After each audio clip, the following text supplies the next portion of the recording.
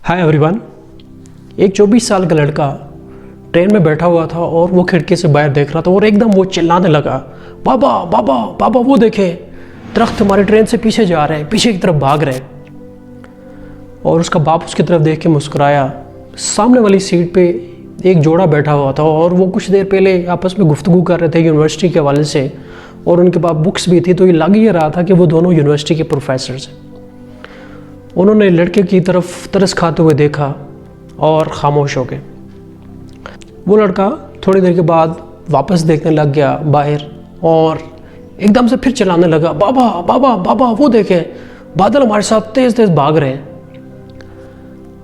जो फादर था वो दोबारा देख के मुस्कुराया और वो जो कपल था, जो जोड़ा सामने बैठा हुआ था, वो उनसे रेजिस्ट ना हुआ और उन्होंने उस फादर की तरफ देख के उसको बोला कि आप अपने बेटे को किसी अच्छे डॉक्टर के पास क्यों नहीं लेके जाते। फादर मुस्कुराया और उसने जवाब दिया कि जी अभी हम हॉस्पिटल से ही वापस आ रहे हैं और मेरे बेटे, क्योंकि ये बेटा बाय बर्थ ब्लाइंड था, तो इसका ऑपरेशन होने के बाद ये आज हमारा पहला सफ़र है जो कि ट्रेन से हम करते हुए अब हम घर की तरफ जा रहे हैं। होता ये है कि हम बहुत जल्दबाजी में किसी के बारे में भी राय कायम कर लेते हैं। ये एक तरह का इंटेलेक्चुअल डिसऑर्डर होता है। बज़ाहिर तौर पे ये एक मामूली सा नफ्सियाती असर होता है। इसका होना या ना होना हमारे ऊपर डिपेंड करता है। इससे हमारे अंदर के इंसान को तक़वियत मिल जाती है कि कौन कैसा है, कौन कैसा नहीं है। लेकिन असल में इससे हमारे अंदर के इंसान को नुकसान पहुंच रहा होता है, क्योंकि जो राय हम दूसरों के बारे में देते हैं इससे एक मोड़ साबित हो जाती है दूसरों के ऊपर कि वो ऐसा है और ऐसा नहीं है, और इससे हट के वो नहीं हो सकता। ये हमारी अपनी परसेप्शन हो जाती है जो कि एक इंटेलेक्चुअल डिसऑर्डर है। और बाद में हम अपनी ज़ाती ज़िंदगी में इसी फार्मूले को अप्लाई करने की कोशिश करते हैं और जिसका बहरहाल हमें नुकसान पहुँचता है। बहुत सारी और वजूहात में से एक वजह यह भी है कि जो यूरोपियन और अमेरिकन सोसाइटी है वो हमें थर्ड वर्ल्ड कहती है, क्योंकि उनकी कामयाबी उनकी सोच के मरहून मिन्नत होती है। हमारी सोसाइटी में, हमारे घरों में एक आम बुराई या एक बद तहज़ीबी पाई जाती है कि हम दूसरों की बात को बिला वजह या जानबूझ के काटते हैं। इसकी वजह यह भी हो सकती है कि हम अपनी सोच पे दूसरों की सोच को हावी नहीं होने देना चाहते। हमें ये शऊर होना चाहिए कि जब तक दूसरा बात पूरी मुकम्मल ना कर ले हमें उसको इंटरप्ट नहीं करना चाहिए।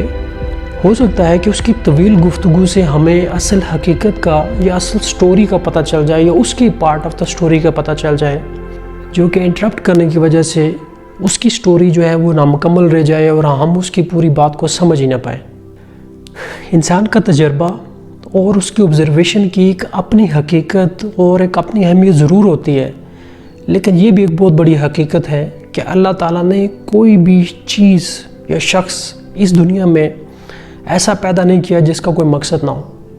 ख्वाह वो एक PhD स्कॉलर हो या वो बिल्कुल एक अनपढ़ शख्स हो, उन दोनों के अंदर कोई ना कोई खूबी अल्लाह ने ऐसी रखी होती है जो कि इन दोनों को एक दूसरे से मुमताज़ करती है। अगर हम अपनी ज़िंदगी के तजर्बात में और मुशाहिदात में लोगों की इन खूबियों को सामने रख कर अगर उनको परखेंगे तो ये ज़्यादा बेहतर होगा।